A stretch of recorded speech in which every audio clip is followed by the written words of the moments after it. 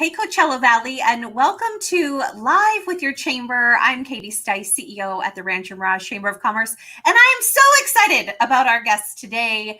You know her from within the community. If you are already watching or on, let us know where you're watching from. You all know Mel Mason. She is #1 best-selling author and clutter expert, and we're going to talk about what clutter really is, what she really does, what she doesn't do, what some misconceptions are. And we're going to talk about that awesome book that I know a ton of you have already seen.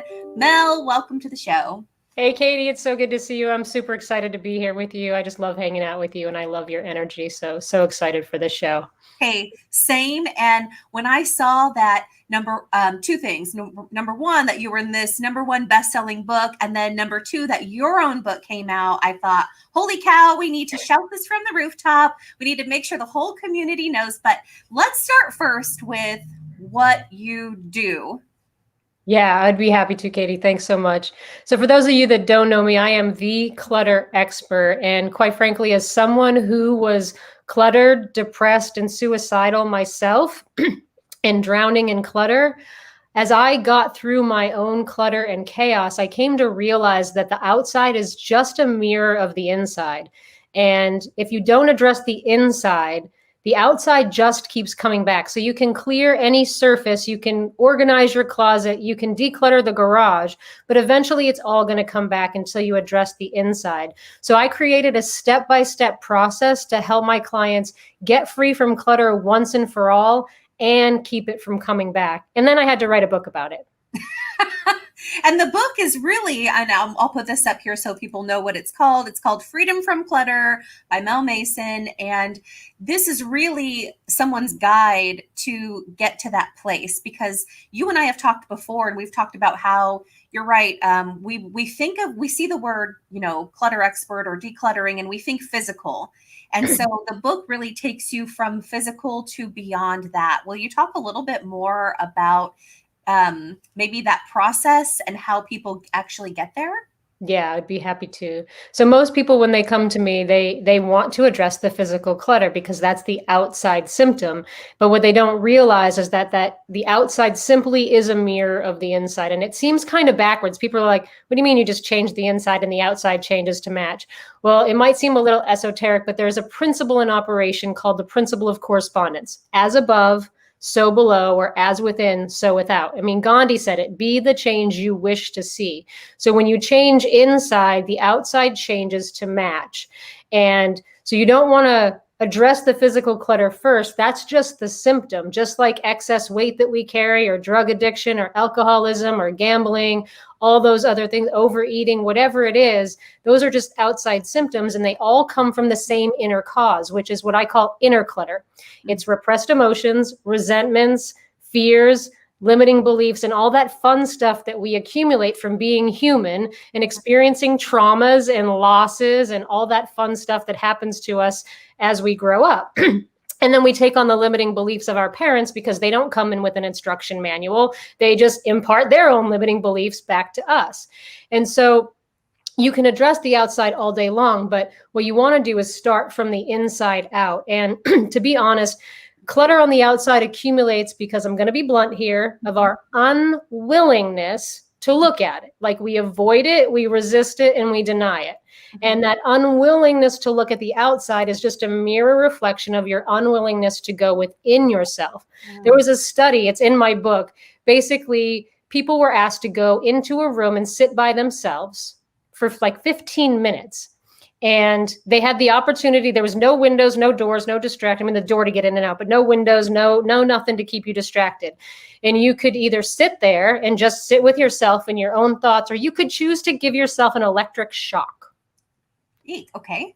Over 50% of men chose to shock themselves over and over and over again. And over 20% of women chose to do the same thing. That's how uncomfortable it is for us to be present with ourselves. We would choose to inflict pain rather than just sit with ourselves. So the first and most important thing is teaching my clients how to come home and be present in their bodies for like, it's just an non-judgmental awareness. It's just learning how to be present without trying to judge yourself, without trying to change anything, but you're just learning how to be a witness to your experience, because we just don't do that. I mean, you're just running over here, running over there. You're worried about the past, worried about the future, thinking about the past. You're never here and now. Right. So the first and most important thing is to just come home and be present. And just, I tell my clients, you just start with 5 minutes a day. Sometimes that's too long, so they start with like 2 minutes a day. Sure. You get amazing results with 2 minutes a day too. But literally just start putting your hand on your chest and feeling the sensation of what it feels like to have your hand on your chest, and just breathing and just being present. And the real magic is that even for just a second of you doing that, because you're turning your attention inward, you're starting to make space inside. And every bit of space you begin to make inside has to manifest outside of you. So little by little, the more that you do this, you begin accumulating space on the inside, and that starts to translate outside. You stop accumulating so much. You walk out of a room that you would normally leave something behind, and you actually take it with you and you put it away.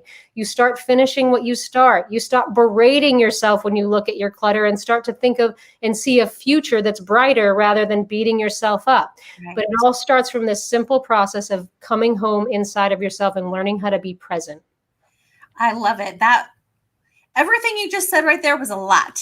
And it's really powerful. And you and I were talking before we went live about what happens when you do learn how to live in the present moment and in the now, as we would call it too. And I guess I would just also ask you, for people out there who maybe are not familiar, or it sounds a little weird or uncomfortable, like it's natural for people in a way. Would you say, I mean, there's not anything wrong with people if they've got clutter at home, or if they haven't quite figured it out. So I don't want people out there that are watching to think, oh my gosh, there's something wrong with me. I feel like, would you recommend, or would you say to them, they're just learning how to deal with it? Or what would you say to folks? Yeah, there's never anything wrong with you. The whole key is learning how to meet yourself right where you are without any judgment. Like, it is what it is. The clutter's accumulated. There's no bad or good. There's no wrong or right. It just is what it is. This is the reality. It's just accumulated, but it's not a judgment on you. This is just what's happened. You know, life has happened. It's been uncomfortable. You haven't known how to show up and be present for yourself. It's been scary. I mean, who wants to learn how to be present? And a lot of people fear that once they slow down and get present, that all these floods of emotions are going to come and they're not going to be able to handle it. Some people, they're going to think they're going to cry forever, and it's just never going to end because there's so much pain, or they're just not going to be able to handle the emotions that arise. But we're never given anything more than we can handle. I was doing this practice consistently for probably over 6 years before something really heavy came into my awareness that made me aware of kind of what my core trauma was from my childhood. But it was years and years after doing this practice when I was actually ready for it. So nothing will come up that you're not ready for. And there's never any judgment. It's just learning to meet yourself right where you are. And from that space of non-judgmental, loving awareness, you create the space for the magic to happen. And I appreciate that so much, because I don't want anyone ever to think that that there is something wrong with them, but it is so great. I feel like we're always trying to grow. We're always trying to be our best self. And this book is a key to doing that. This book is a tool that people can use so that they can become their best self, to themselves, to their loved ones, to their work. I mean, it kind of, to me, it feels like it opens a floodgate and it just flows, which is really wonderful. And I want to talk about something else as well. By the way, we're going to have to read all the comments because you have like 25 million comments now. But you say you make space for the magic to happen. And I always, when I see you, I even think that about you, because I hear you say it. When you say that, what do you mean? What's the magic?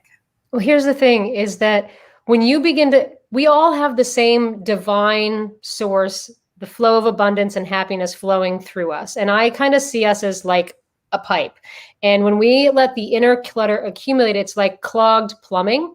And so when you begin to show up and be present for your life, you start to make space for that presence to flow through you more freely. And when the divine can flow through you more freely, all kinds of amazing things start to happen for you. I mean, just as an example, I mean, I went through a period of my life where I shut my light down for somebody else. I stopped doing this practice, and I pretty much wanted to die about back in like 2012. I wanted to take my life. And I made the decision that I was going to put my happiness first and start doing this practice again. And within 6 months of doing this practice, I was able to leave a job I was completely miserable at, step out on my own, and 2 weeks as an independent contractor for the first time. And 2 weeks after doing that, received a $50,000 check in the mail, which led me to create my business Decluttering Spaces, because I took 6 weeks off to figure out what I wanted to be when I grew up. So those things started to happen just from being willing to make the space. It's not just the physical clutter. It begins to affect every area of your life, and it continues to affect every area of your life. You're more conscious of what you put in your mind. You're more conscious of what you put in your mouth. I went from being a hardcore carnivore to a vegetarian to a vegan. All kinds of amazing shifts just start to happen from the inside out naturally without force. You're not forcing yourself to do a diet. You're not forcing yourself to declutter. It all happens naturally, organically, exactly as it's supposed to for you. You know, it's incredible to hear you speak about all of this, because it sounds, a lot of it sounds familiar, which makes me so happy. It makes me feel really warm inside. Learning this process and understanding a little bit more of it, I started to feel like the luckiest person I know. Like miracles were just happening all of the time. And maybe that's when I hear you say space for the magic to happen. That's kind of what I think of. All these incredible opportunities and people and things would occur. And so that's something, you know, for everyone who's out there watching, definitely check out the book. I'm going to put the book back up here on a banner. Did you already show us what the book looks like? I did not. Oh, love it. And you have so many comments. So people are saying good stuff. Where do you live? A session with you and buy your book. What would you say to her? Absolutely. It doesn't matter where you live. I can help you anywhere in the world. My book is on Amazon, Freedom from Clutter. It's like the third one down when you type in Freedom from Clutter. Just look for the book with the butterflies. And the mason jar. Mel Mason. The mason jar to play on my last name. Yes. So cool. Crystal Granados says she loves you. You're magical. We've got people tagging other folks as well. People sending hugs and just like, it's just full of a lot of love for you. So you can, love you guys. You've already made a huge impact. So what do you say about mindset if someone is feeling, you know, a little bit stuck, maybe, especially right now? I guess I'm going to talk about this period in time being very difficult for a lot of people. What advice would you have for folks right now? First thing is first to just be gentle with yourself. This is not about berating yourself and beating yourself up. It doesn't get you anywhere. This is all about allowing the now, whatever is in this moment. If you're feeling stuck, it's not about resisting it and fighting it.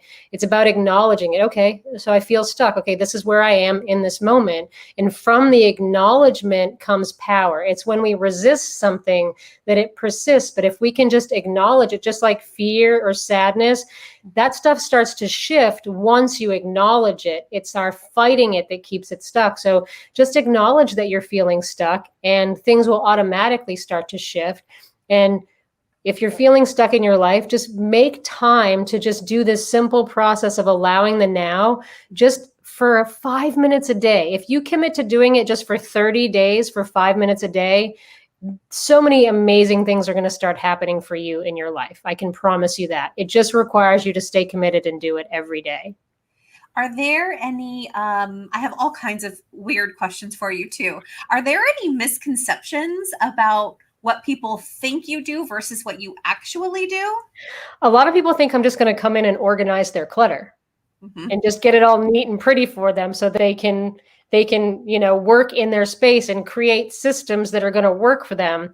But people don't realize that if you don't create the system yourself, it's never going to work for you. You can buy all the magazines and all the books in the world that have all the systems to put into place, but if they're not your systems, they don't work. You have to get present with your stuff and figure out what makes sense for you. And it doesn't make sense to start putting systems into place until you remove everything that no longer serves you and you're not going to keep.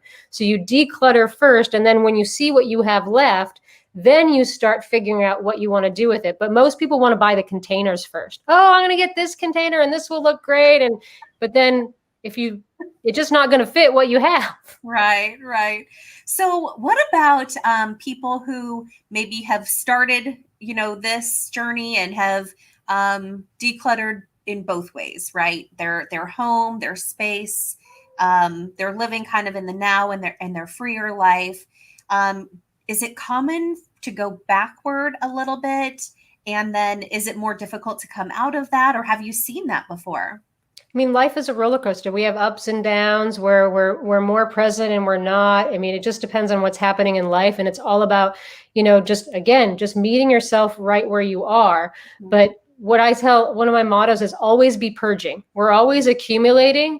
And so we always need to be purging. Like I'm constantly going through stuff. I know now that fall is here, the shirts that I wore last year because I've shed 40 pounds, most of them are going to be donated once I start going through that drawer. Just like when I went on my trip back east and I had to bring a bunch of pants and none of them fit anymore. So I had to let them all go.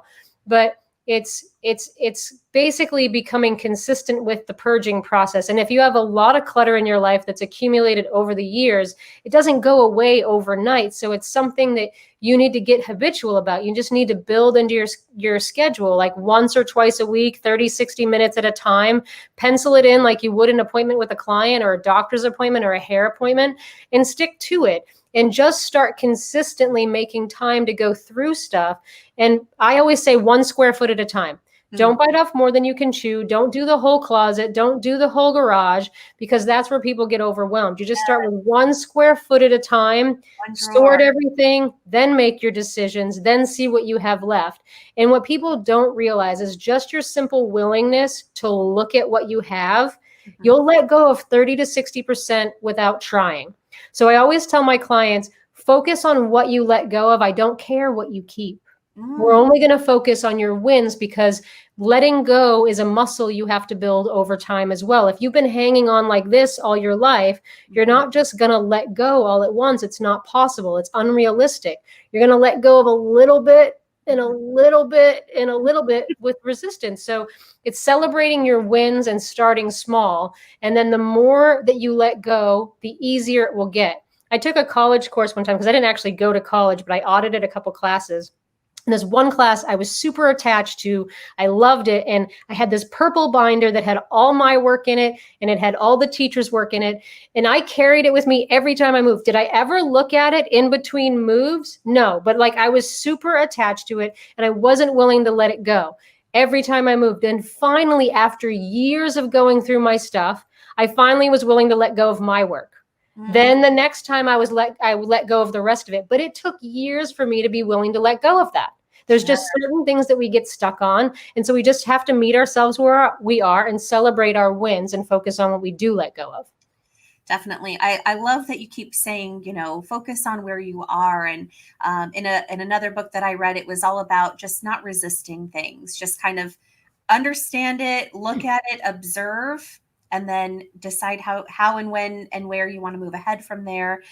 You are a coach, you're a speaker. I see you out speaking in the community. If someone wanted to hire you as a speaker, should they just go to your website? What's the best way to contact you? Yeah, you can email me at info@decluttering-spaces.com if you want to book me for a speaking engagement. That's the easiest way to reach me, or decluttering-spaces.com. There is a contact form that pops up. You can reach me that way as well. And one thing I want to say when you just said the resisting is that I love to share this with people too, is that in reality, we're only ever in 3 states of being. We're either resisting what's uncomfortable, or hanging on to what feels good, or we're simply allowing things to be as they are. Like it all comes down to 3 simple states. Wow. And so the secret is learning how to allow the now. And that's what makes space for the magic. Love it. If I could just have everyone resonate on that for a second. We're just going to be quiet for a minute. It really is. It sounds like sometimes when we're talking, or people hear the concepts or whatever, they might think it's so big, but it's really that simple. And I Yeah. love that you break it down and just say it in very simple ways. One more, again, and I don't know if these are odd questions for you or not, but you're really great at it. No Uh, such thing. so, what about people who, maybe have, I don't know if you're coaching anyone who's had this before, but maybe someone who has had someone who's passed on, and, there's kind of that layer, which is a little bit different from maybe it's not my own things, but it's someone else's things. Any recommendations or ideas for folks going through that? Yeah, absolutely. I actually resonate with that. That's part of my story. When my brother committed suicide, not only did I discover his body, but his suicide note left all of his belongings to me, and I was only 15 years old. So I was 15 years old trying to figure out what to do with somebody else's stuff and what I was going to keep and what I was going to let go of. So I completely understand that. It's really just about, it's the same process. It's meeting yourself where you are. You're not going to be willing to let go of it all at once. And it's a huge task to have to go through someone else's stuff and go through it all. And so it's just being patient with yourself and just doing it little by little and focusing on what you do let go of. Don't worry about what you hang on to. You can only let go of what you can let go of. It won't happen all at once, just like that show Hoarders. They come and rip it all away. That doesn't work. That only causes more harm. You just have to look at it little by little. And if you have someone help you, that's great. So you can get through it faster and just, have someone physically help you get through the stuff. But it's just little by little, and it's just going to take what it takes. There's no quick fix. There's just no magic pill. You do have to look at everything. Yeah. Tell me why why when you see on Hoarders it all happened immediately, why that does not work. Yeah, absolutely. What people don't realize is, especially in hoarding, when you have all of that stuff accumulated like that, it's basically someone's great wall of China. It is their defense system, it's their protection. And you come and rip that all away in a 4-day period, and you don't give the person time to process anything and really make the decisions. They're really stressed out. And you're basically leaving them completely exposed and raw, and you're re-traumatizing them. Then the show leaves and the person winds up going right back to the same behaviors all again, only this time it's worse than when they started. Feels like it would be so raw without having the tools, to care for the rest of it, to care for self. Yeah. What about if people go to your website, they can sign up for a newsletter. I'd love for you to share what might be in that newsletter. And then I'd also love for you to share what your YouTube page is all about. And I'll put the information up on the screen for everybody. But I'd love for people to get some more access to you. So tell us a little bit more about that. Yeah, absolutely. So if you're interested, if you're someone who feels overwhelmed and you don't know where to start with all the clutter, if you go to my website, I actually have a 7-step blueprint. It's the 7 steps to manage, overwhelm, and organize any space. It's a free download. You just go to my website, decluttering-spaces.com, put your name and email address in, you'll get the blueprint, and then that adds you to my mailing list. So then you get to see all the emails that go out and all the great content that I create for you and share with you throughout the week. I email about 2 to 3 times a week, just sharing personal experiences and stories and new events that are coming up. Like in a few weeks, I will be doing a webinar. I don't have a solid launch date yet, but I will be doing a webinar on the best kept secrets to getting free from clutter once and for all. So you can do that. And then my YouTube channel is, I've done a lot of interview series where I've interviewed some amazing experts. So I have all my interviews on there. I do videos every now and then, but it's just a great place to get some free content. There's a lot of speaking opportunities that I did that I share on there. So different interviews that I've done, speaking engagements that I've been on. So I upload all that content to there. So it's another great place to follow me and just get a lot of free resources. Oh, well, thank you so much for sharing your magic today with all of us. Show us your book again. Happy to. You guys, this is just so exciting. If you know and love Mel, and if you don't know her, I'm sure now you already love her. go get her book and support her, because as you can tell by today's interview, just an incredible being, helping others. It doesn't matter where you are. It sounds like she can help be your coach from anywhere. And you're definitely a star here in the Valley. So we love, adore, and appreciate you so much. And hang on, let me go back to the comments to see if there's anything else. Well, I love and adore and appreciate all of you too. I love this community. I feel like I was brought here. I was chosen to come here. It chose me. I couldn't agree more. Me too. I feel it all the time. Someone is saying that they're in the middle of decluttering their closet, took everything out of the closet to purge, and everything's all over the bedroom. When they're done, it's going to feel so good. And another person said, aren't you part of another book as well, the Habit book? The One Habit for Entrepreneurial Success. I am a contributed author. That's what made me a #1 best-selling author. It is the largest book on entrepreneurship ever written. It's bigger than Tim Ferriss's. It's got 150 contributors, over 820. It's 820 pages long, and it is eligible for the Guinness Book of World Records. Amazing. And this person wants to know, what's your advice in that book? My habit is to make space for the magic to happen. And my unhabit is to not bite off more than you can chew. I love it. Perfect. That's a perfect ending note. It couldn't be more succinct than that. Mel, thank you so much. Congratulations on your books, your success, your coaching, your speaking, all of it. You're, just a motivator and an inspiration to everyone around you. So we wish you well, and we look forward to seeing you soon in the community, and definitely reading your book as well. Thank you, Kate. I just love and adore you. I love your energy. We'll see you soon, my friend. Take good care, okay? This was my favorite interview ever. I hope you enjoyed it too. Hopefully you guys are all sharing it with friends, and I don't know, just taking a minute to kind of breathe and listen and find some peace in the words. Definitely go out and read this book, learn a little bit more about Mel Mason, because you'll just be blown away, and it's going to help you out in your life. And that just kind of ripples into your community and your family, and even more. If there's a way that I can help you professionally or your business, please feel free to let me know. Katie Stice with the Rancho Mirage Chamber of Commerce, and we help to promote amazing local businesses and entrepreneurs like Mel Mason and others. Take care, everyone. Be well. We'll see you soon.